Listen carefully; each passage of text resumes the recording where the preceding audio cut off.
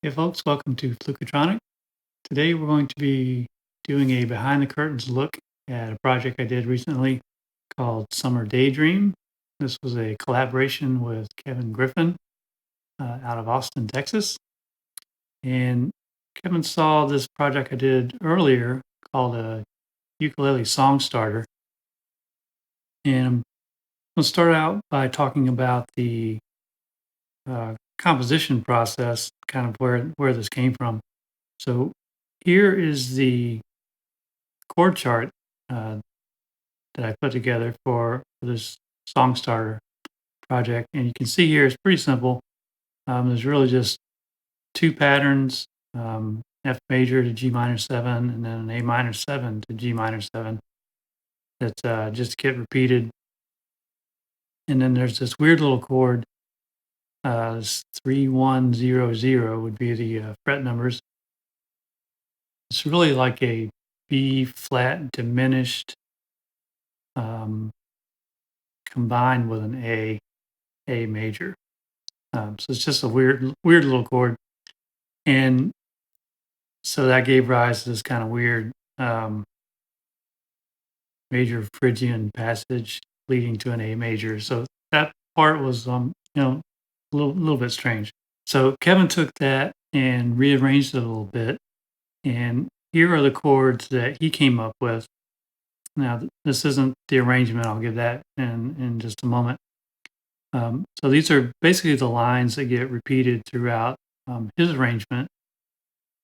And you can see he's using a lot of the same chords.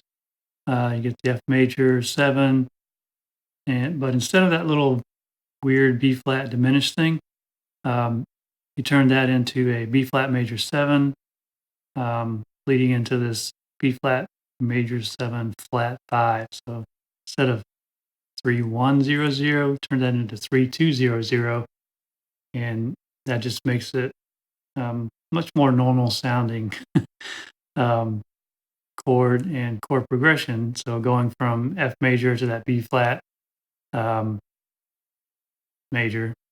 So that's just kind of a normal uh, 1 to 4 kind of progression. And then he also uses again the A minor leading to that B flat 7, B flat major 7. Um, he did use the other two sequences, so the F major to G minor is using that, and then the A minor 7 to G minor 7 is using that. As you can see, he's also throwing in some other things, mainly a result of just different patterns that he liked the sound of um, on his ukulele. And so one of the differences was my song starter was on reentrant, and Kevin's is a linear tune, low G, G C E A. So that's what his baritone uke was tuned to, low G. Um, and his uke also has steel strings on it, so that gives it a lot different sound than the reentrant that I was using for the song starter. So those are some of the changes that he came up with, and here's the full chart laid out as he played it. So you can see a lot of those little finger moves that he did were kind of on the third beat or at the end of a phrase there. So going from like the F major 7 to F6, and then again from that regular B flat major 7 down to the flat 5. Kind of the same thing with the G minor 7 to G minor 9. So that's the chart there. Ends up being a lot more normal than the song starter chart. And so that's the whole progression, and it just gets repeated twice for the um, full song. Now we'll switch over and take a look at the audio session here. So the audio project was done in Reason on the PC, and here you can see the project. Up top here is Kevin's uke track, and he had recorded that to click track of 110 beats per minute, and because of that, I was able to lay out um, drum tracks and the other tracks here. You see a drum track, piano track. It's kind of a paddish kind of electric piano track. Bass track also came from a band in a box, and then there's my sea whistle track in red there. We switch over to the rack. We can kind of see some of the effects that got added to the various tracks. At the bottom here is the piano track. Really nothing there except a compressor. Then you've got the drum kit. So that's done with Reason drum kits. Um, kind of see here, not a ton of effects, some compression, um, and reverb on the drum kit. That's pretty simple there too. This is the um, whistle track, and you can see I had to do a lot more work on the whistle track. Some EQ there, saturation just to cut through the mix a little bit, compression, and then a little bit of reverb there. But you can see with the wet dry control, it's not very wet at all. It's not a whole lot of reverb there. Moving on up is the bass track. So the instrument there is just a sample bass instrument, and then I'm running it through a bass amp simulator here. Moving on up is the ukulele track, and you can see I didn't add much to what Kevin did. I think he had some delay, maybe an amp sim or something on his track. So the only thing I did was a little more compression and a little bit of EQ just to glue it all together. Uh, what is that? That's the room reverb, so a little bit of that, and then mastering.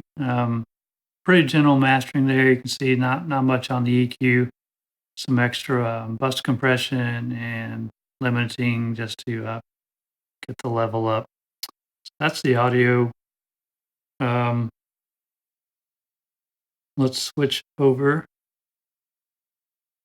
to the video track.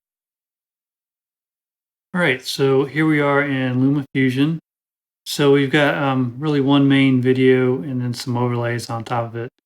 So the background videos were basically just walking around my yard with my iPhone on the top of my head, just catching shots of trees and sky and so forth. Um, the fly throughs, this makes use of a pretty cool technique in LumaFusion that's called keyframes. And what that lets you do is essentially what automation in a DAW would give you for the audio.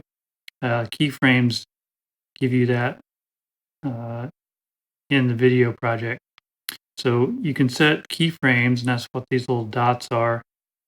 So you can see I've changed the position of the whistle at those keyframe points.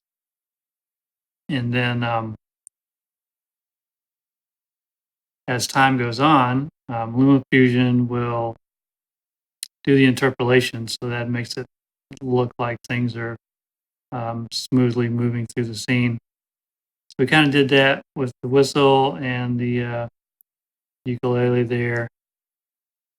And kind of the same technique here for the dancing dancing instruments here. You can see it's just basically all I'm doing is keyframing the rotation.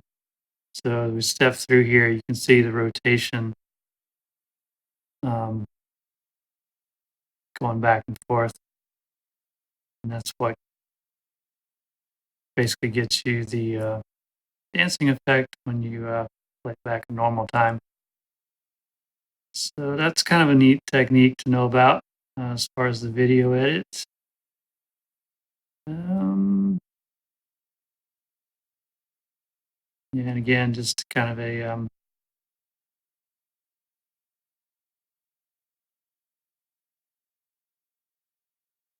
double keyframe there for Whistle and Uke in the same shot. And then there's our mug shots at the end. That's pretty much it. Okay, so yeah, let me know if there's something I didn't cover that you wanted to hear more about. I'll be happy to revisit this or give you an answer in the comments.